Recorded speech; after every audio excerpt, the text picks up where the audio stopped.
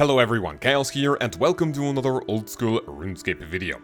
Today, my revamped 1 to 99 ranged guide. Ranged is one of RuneScape's 3 combat styles alongside melee and magic. With it, you'll be wearing weapons with ammunition to attack monsters and gain experience, or straight up throwing other items with different effects. Unlike magic, ranged will be purely leveled up from fighting various creatures in the game, and it is, in my personal opinion, the most useful one out of the 3 because of how powerful ranged is at the time of making this video. If this upload is helpful, consider subscribing with notifications on, drop a fat like, and you could even become a channel member with the join button below for tons of perks in the channel and streams, including instant access to our Discord. These are all the quests that provide ranged experience as of the time of making this video. Remember that some of them have a ranged level requirement and you may not be able to do them right away. We have an astounding 8 quests that award ranging experience, and only 3 of which you can do without ranging levels. To make it worse, these 3 quests are not beginner friendly at all, so this will be another instance of biting the bullet and leveling up early game without initial questing. When you gain a lot of experience and you know a thing or two about ranged when it comes to weapons and armor, there are a few quests which will help us unlock both weapons and armor and the training areas to speed up the gains. Dwarf cannon is needed to use a dwarf multi-cannon along with cannonballs as ammunition. Not only is it crucial for one of the AFK methods, but if you want to speed up your Slayer training, this is an absolute must for the account. After completion of Song of the Elves, you'll be able to craft your own crystal armor as well as making and corrupting a Bow for Dinian, which is the second best in slot ranged weapon in the game, only behind a Twisted Bow. Monkey Madness 1 is one of the most iconic quests in the history of the game. Why are we recommending it here? Because it grants access to the Apatol dungeon where you can fight undead monkeys in a multi-combat area, but more on that later. In similar fashion, Monkey Madness 2 will let you fight maniacal monkeys, which is much better than the previous option. Both of these are only really needed to speed up via Chinchompa throwing, but won't benefit you when it comes to Slayer. Being a combat skill, the main items you'll need are weapons, ammunition, and armor. I will talk about all of these coming up, as our offensive and defensive items will come with higher levels, and of course with how much money you have. Being a little more specific though, do the quest Animal Magnetism to be able to purchase an Avas accumulator when you reach level 50 ranged. When you wear it, it's going to retrieve 72% of your ammunition instead of dropping it on the ground. When you are more advanced and finish Dragon Slayer 2, go fight Vorkat for an item called Vorkat's Head, and then go back to Ava, who will take your accumulator, the head, and 75 mithril arrows for an Avas assembler, which will retrieve 90% of your ammunition instead, and it's the best cape slot item in the game for the ranged combat style. One of the only plugins I can think of when it comes to ranged specific training is simply called Ammo. This is a default plugin you should have turned on at all times, which will show you how much ammunition you have without looking at the gear. The other one is Item Charges. It works with many items to show you how many charges you have left in your inventory without having to right-click check them. It's great for things like a Blowpipe, Bofa, crystal armor, and much more. Okay, before we start, how is this guide going to work? First, I'll give you a general path of what weapons to use as you are leveling up. Second, I will give you a small updated ranging gear progression guide, since a few things have changed since my gear progression video. And finally, we will talk about alternative methods you can try at any level, granted you are able to use the items required. As I've said in many videos and live streams, I always recommend leveling up combat levels, which includes ranged, through the Slayer skill. This might be a little more tedious because you have to switch monsters every task, but if you are going to be killing creatures for ranged experience, well, might as well double dip on the Slayer experience as well. Because some popular ranged weapons have higher attack speed compared to melee and magic, you are going to get experience a little bit quicker, so in my personal opinion there's no point in trying to speed things up, unless you are looking for a few quick levels to be able to wear a new weapon or a set of armor. So remember, the path you're about to see assumes you will be on a Slayer task against monsters who are weak to ranged. From levels 1 to 28, you are going to start with throwing knives. We will use iron knives from 1 to 5, steel from 5 to 10, black from 10 to 20, and finally mithril from 20 to 28. You can get started on Slayer pretty early on thanks to masters like Turiel and Spria. The monsters they can assign will have little to no defense, so the knife's quick attack speed are going to tear through your targets for moderate experience per task or per hour. Your armor will go from leather to studded leather at levels 1 and 20 respectively. At level 28 you can equip the Dorgesun or Bone Crossbow, and I thought you needed a quest to Lost the Tribe or Death to the Dorgesun to use it, but it turns out you can just buy it off the Grand Exchange. Get yourself a healthy amount of bone bolts and jump right back to your Slayer task with this new weapon. You may equip snakeskin armor at level 30, and then green dragonhide armor at level 40 as you level up. Remember that in order to equip the green dragonhide body, you need completion of Dragon Slayer 1. Now, 2 things to note. Despite the crossbow being slower than knives, it has superior offensive stats, which means more accuracy and a higher max hit. Second, you could start using a snakeskin shield at level 30 for your left hand in order to increase your ranged accuracy ever so slightly. If you don't like it, simply stick to knives until the next milestone. Things start getting pretty juicy at level 50.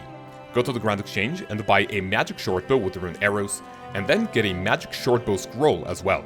And then use the scroll on the bow in order to turn it into a magic shortbow imbued. It provides a +6 ranged accuracy bonus, and will make it so the bow's special attack only costs 50% energy instead of 55.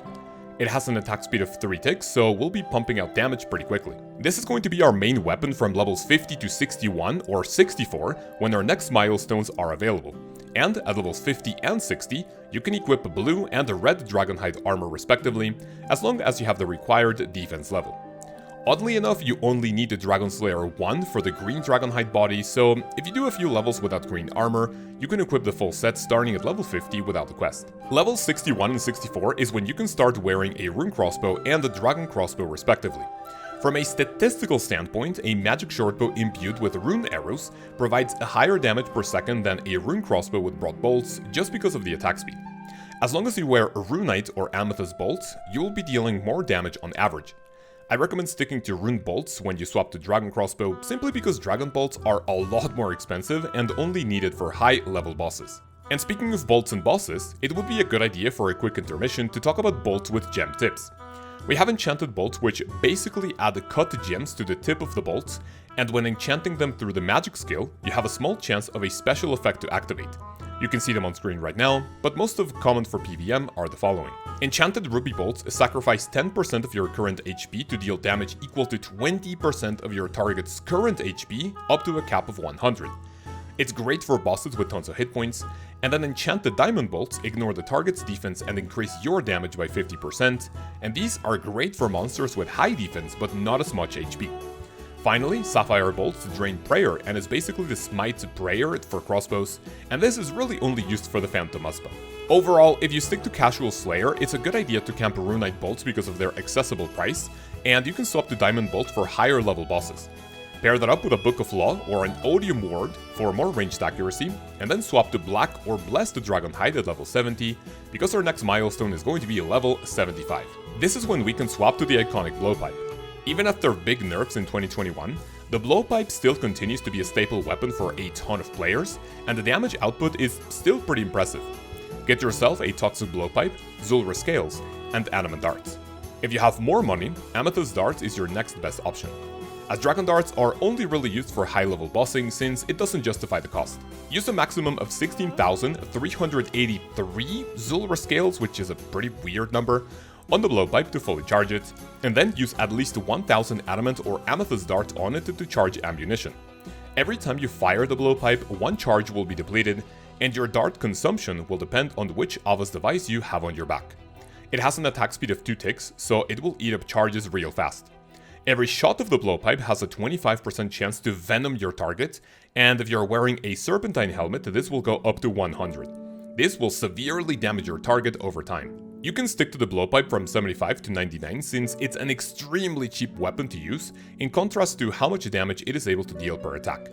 It's also super convenient despite being a two-handed weapon, and safe to say you will always need one for how many PvM activities during the mid, late, and endgame you are going to encounter. And speaking of endgame, a more accurate weapon is the Bow of Ferdinian with crystal armor, available at 80 ranged. After completion of Song of the Elves, you are able to take crystal armor seeds to the Singing Bold Imperifinus to make the crystal armor, which needs crystal shards to recharge.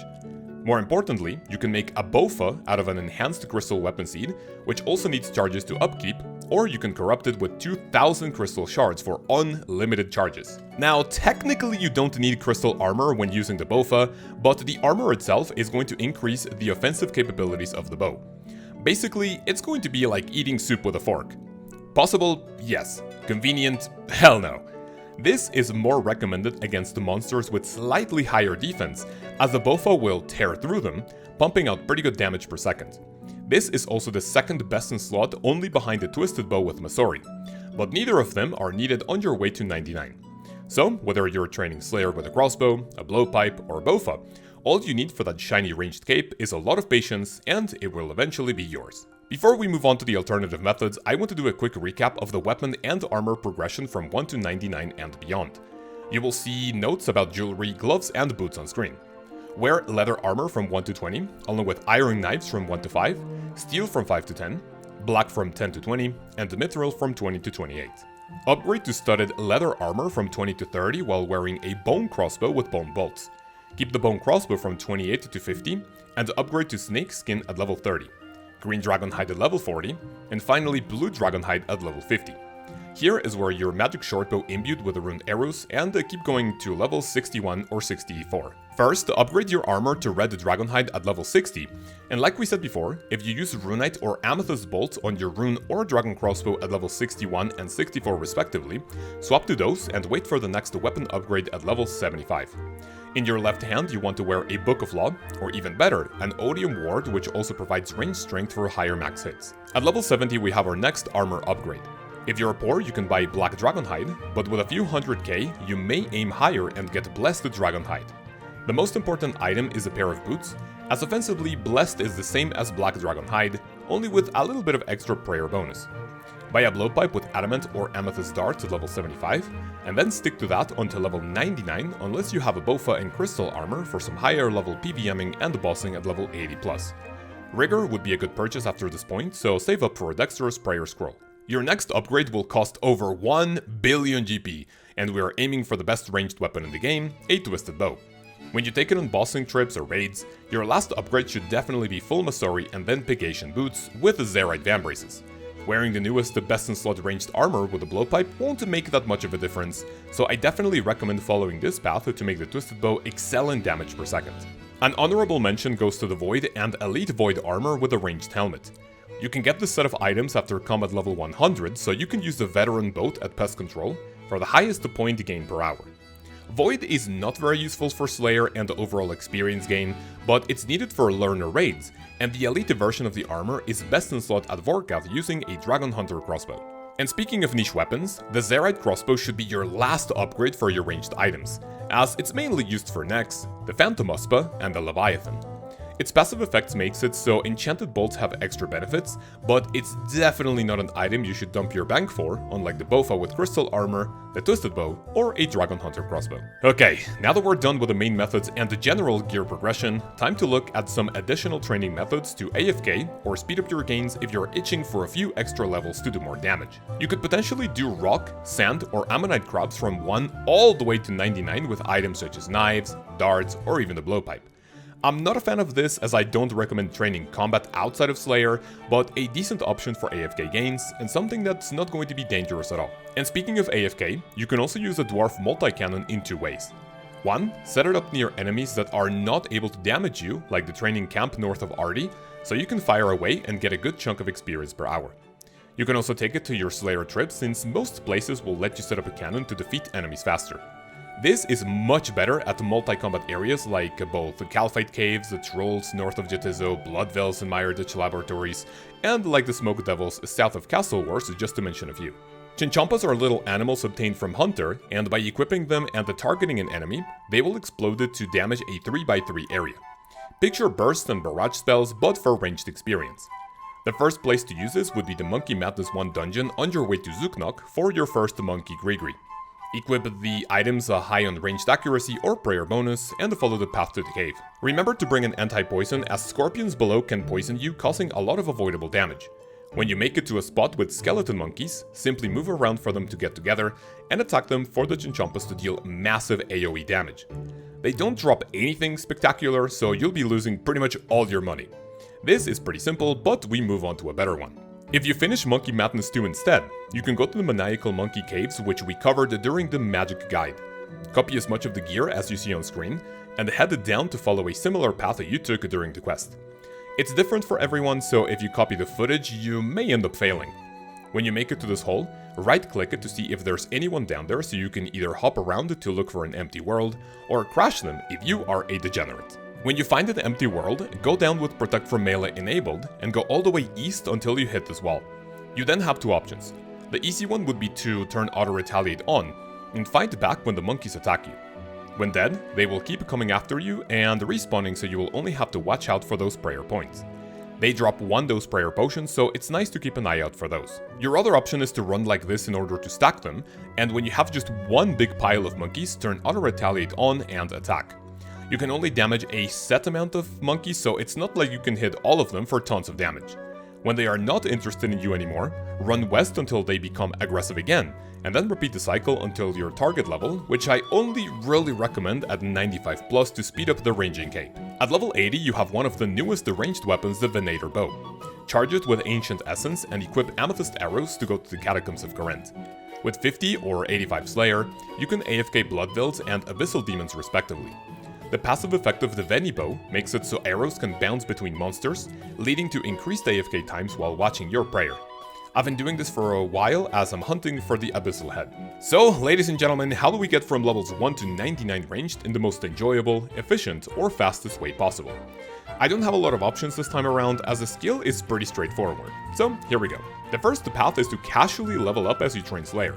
I will always recommend this, as you don't want to be what I like to call a Nightmare Zone warrior, which means high combat stats but not even able to kill a gargoyle. Please avoid this like the plague. For AFK we have a few more options.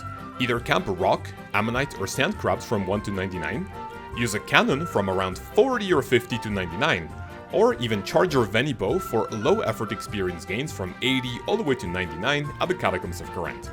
To speedrun the skill, use knights from 1 to 45, grey Chinchompas from 45 to 55, red Chinchompas from 55 to 65, black Chinchompas from 65 to 80, all of them at either Monkey Madness 1 or 2 caves. Alternatively, you can use Chinchompas until 99 at Maniacal Monkeys, which won't be as expensive. Ladies and gentlemen, that's pretty much it for the ranged guide. Thank you so much for coming and for making it this far. If you did, make sure to tell me how you would get level 99 ranged or if you already have it. A huge thank you to all my channel members for your continued support. Rest assured, my family and I are forever grateful for your monetary pledge to the channel. If you would like to be part of this list of legends, click the join button below and see all the cool perks you can get in the videos, in the live streams, and in the Discord. Stay tuned for the next video, and of course for the next 1 to 99 guide, where we will see how to achieve mastery in the melee skills. Have an amazing day, have an amazing week, and I will see you then. Peace.